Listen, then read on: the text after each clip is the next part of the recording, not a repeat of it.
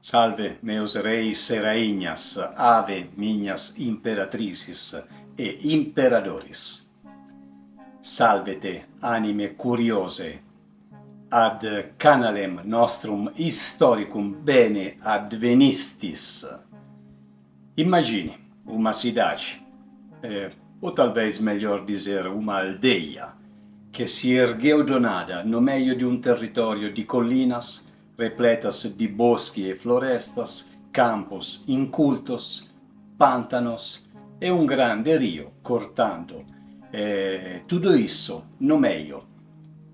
Uma aldeia que, pelo menos naqueles primeiros dias, meses ou anos, ninguém podia saber, ninguém podia imaginar que em poucos séculos teria o privilégio e a tarefa de governar o mundo ocidental conhecido até então. Esta aldeia, em poucos séculos, tinha um poder tão vasto, uma engenharia tão perfeita pela época e uma civilização tão complexa que Roma realmente parecia ter sido forjada pela vontade dos deuses. Mas, por trás da grandiosidade de suas colunas e da força de suas legiões, existe uma história que raramente é contada: a escravidão que existiu em Roma por séculos e a escravização dos povos conquistados nos primeiros tempos normalmente só no caso dos inimigos mais ferozes. Isso se tornou uma prática comum e ambas as situações, escravidão e escravização, foram pilares essenciais da ascensão da República e do Império. Logicamente, não foram os únicos pilares. O sucesso de Roma também se baseou em sua organização militar, claro, como também pela sua notável capacidade de assimilar povos e romanizá-los, e também pelas suas grandes habilidades políticas. Só que foi a escravidão uma engrenagem fria e impessoal, uma força de trabalho anônima e substituível que tornou todas essas outras conquistas possíveis em uma escala sem precedentes. De fato, ela se transformou com os séculos, se tornou impessoal quando deixou de ser uma relação entre um mestre e um ou dois servos em uma casa, algo de mais íntimo e direto, para se tornar, em especial a partir do período republicano, uma força de trabalho sem voz e mutável em qualquer momento. Os milhares de escravos nos latifúndios ou minas não eram vistos como indivíduos, mas apenas como um simples número, um recurso, uma peça na máquina do império. O nome, a própria história de vida, os sentimentos deles, nada disso importava. Nossa jornada de hoje não se limitará a olhar apenas para os fatos frios, ou seja, fatos que não levam em conta ainda o sofrimento humano por trás deles. Mas sim, vamos mergulhar em histórias humanas. Vamos adentrar na história de quem foi privado de sua liberdade. A escravidão romana que conhecemos, a mais famosa, com suas vastas plantações, gladiadores, trabalhadores das minas, os remadores das triremes, são histórias da República e do Império. A escravidão que começou nos primórdios como um sistema arcaico e íntimo se transformou depois em uma força impessoal e brutal que impulsionou demais o crescimento da República e do Império. Mas a sua semente, o seu DNA, a essência do que se tornaria esse sistema colossal, foi inegavelmente plantado aqui, na era dos 7 reis.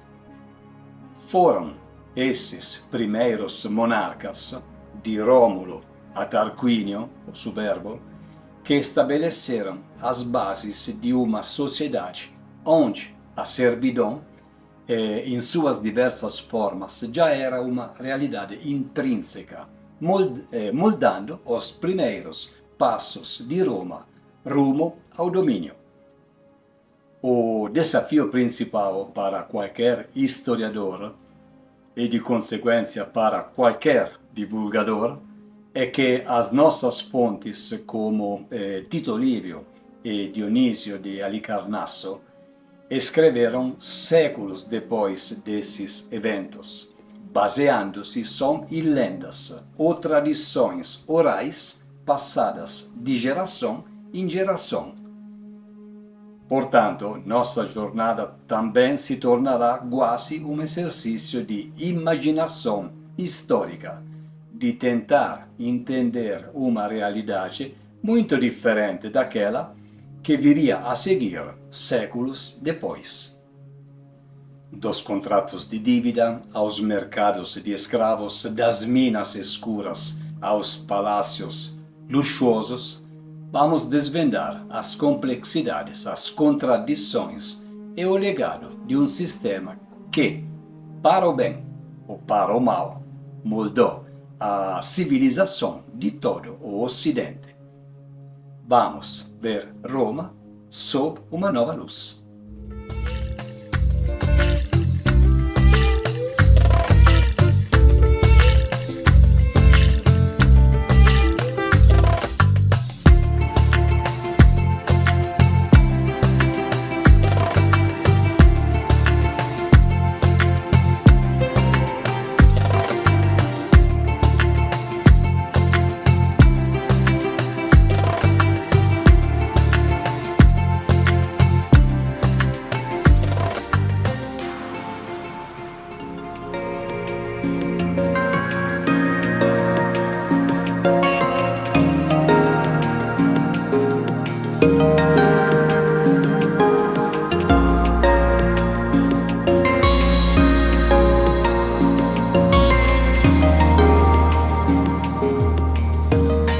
Para começar, é crucial entender que a escravidão não foi uma invenção romana.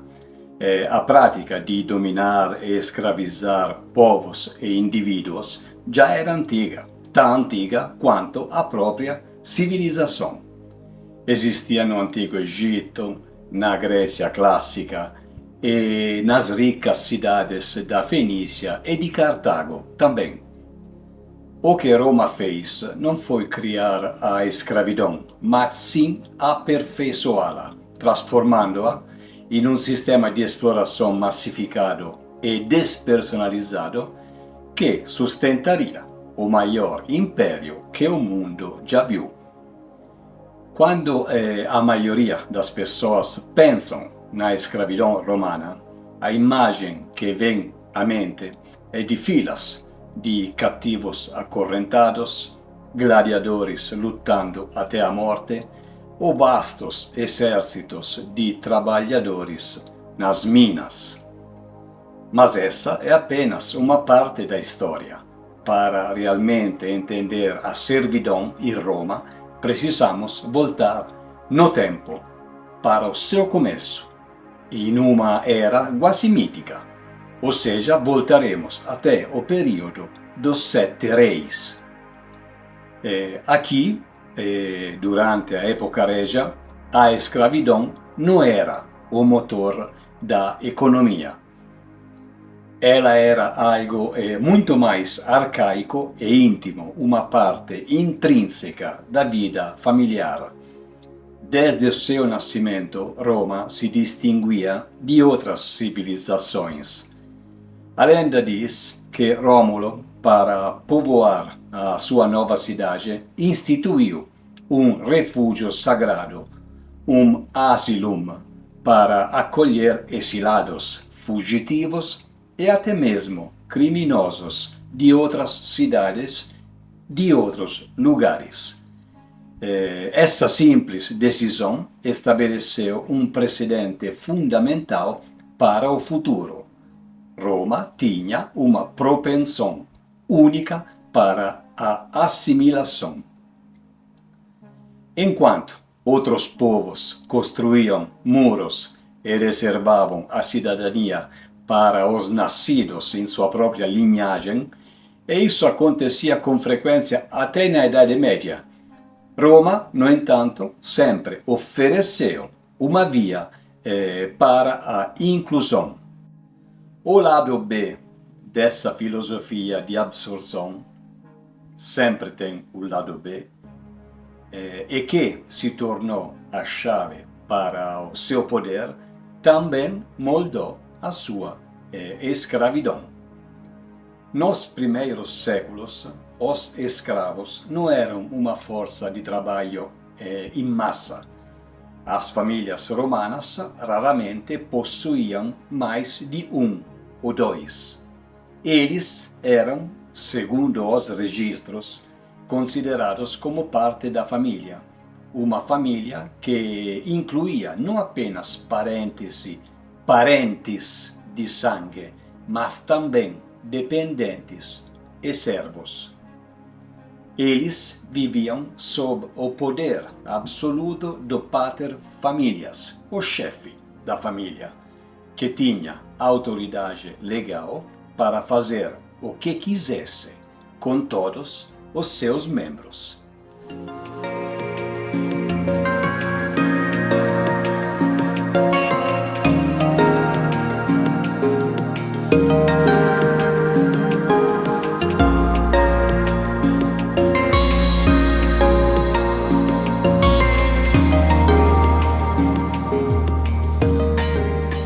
Desde o seu nascimento, Roma não buscou a guerra por riqueza ou escravos em massa, mas por sobrevivência e território.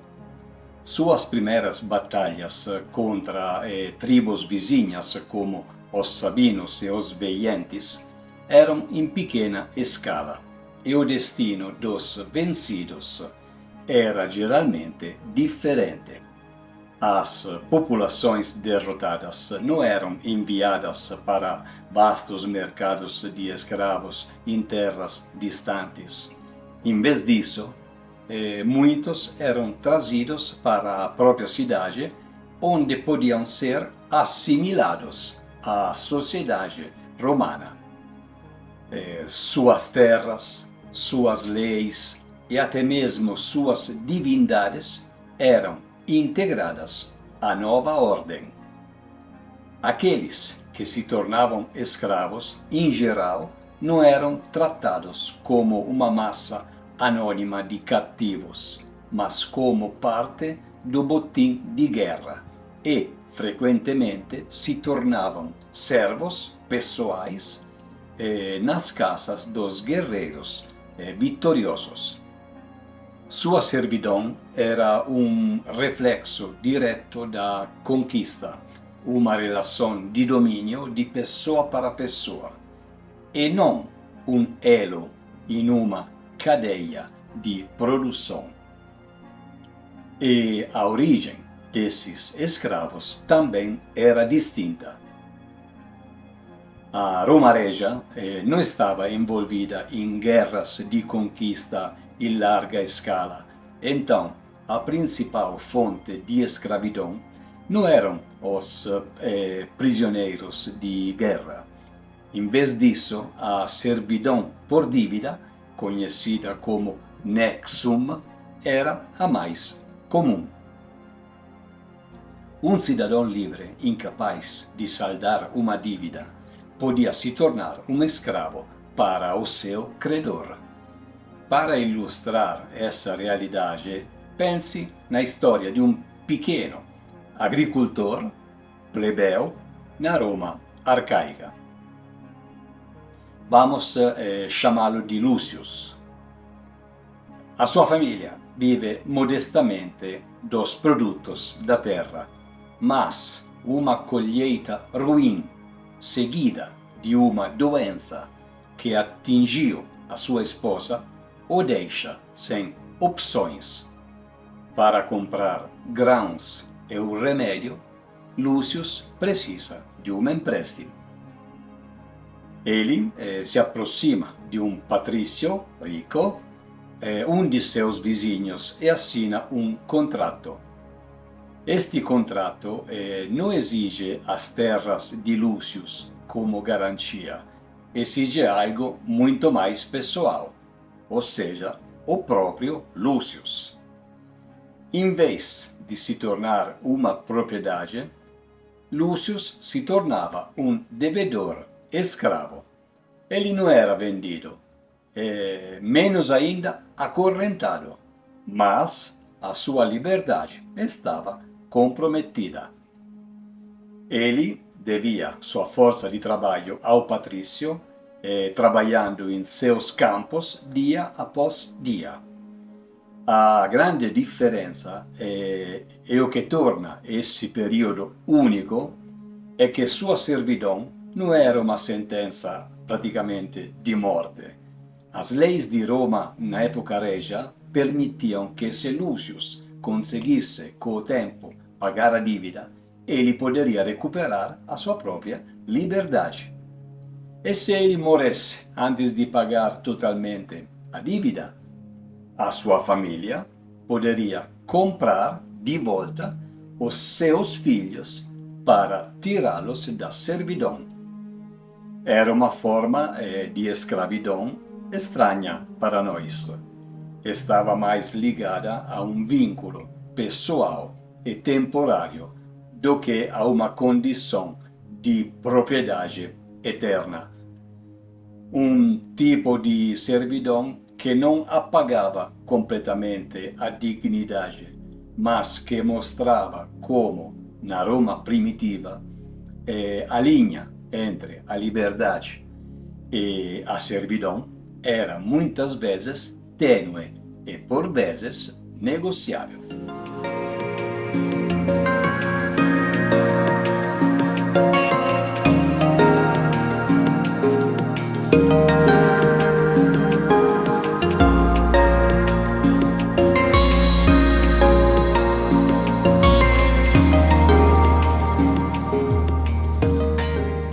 Roma Regia não estava envolvida em guerras de conquista em larga escala. Então, a principal fonte de escravidão não eram os prisioneiros de guerra. Em vez disso, a servidão por dívida, conhecida como o nexum, era a mais comum. Era um vínculo legal, um contrato pessoal, onde a própria pessoa se tornava a garantia do empréstimo. Este sistema era uma solução de um certo lado terrível, porém viável para plebeus que passavam por dificuldades e precisavam de um crédito. Em vez de entregar suas terras, suas casas ou seus bens, eles mesmos se entregavam. Nos primeiros séculos da cidade, os escravos não eram uma força de trabalho em massa. As famílias romanas raramente possuíam mais de um ou dois cativos, e eles não eram confinados a campos ou minas. Eles eram, segundo os registros da época, considerados como membro da família. Uma família que, na tradição romana, incluía não apenas os parentes de sangue, mas também todos os dependentes e servos, sob a autoridade do pater familias. Dentro dessa estrutura, a relação era mais próxima, quase doméstica. Um escravo poderia ser um servo na casa, ajudando a moer grãos, carregar água ou preparar alimentos. Outro poderia ser um aprendiz de artesão ou até mesmo um tutor dos filhos, vivendo e trabalhando diariamente em contato direto com a família romana. Essa forma de escravidão era estranha de alguma forma para nós hoje, porque não era movida por uma lógica de produção em massa.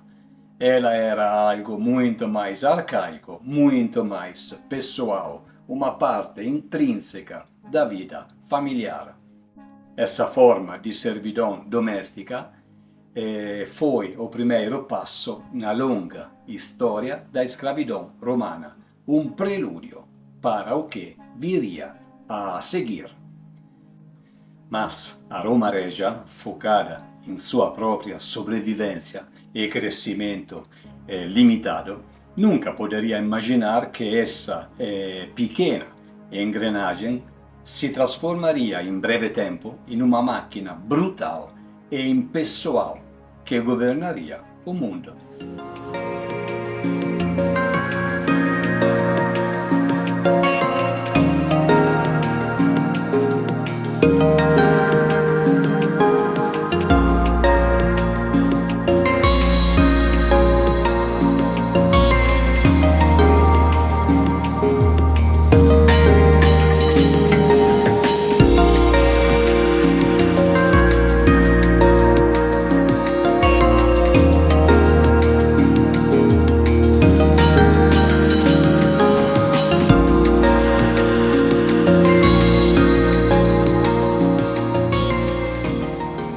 Chegamos ao final desse documentário. Esta jornada pela Roma dos Reis nos mostrou que a escravidão não começou como uma máquina impessoal, mas como um sistema arcaico e íntimo, o reflexo do poder do chefe da família e das leis de uma cidade ainda em formação.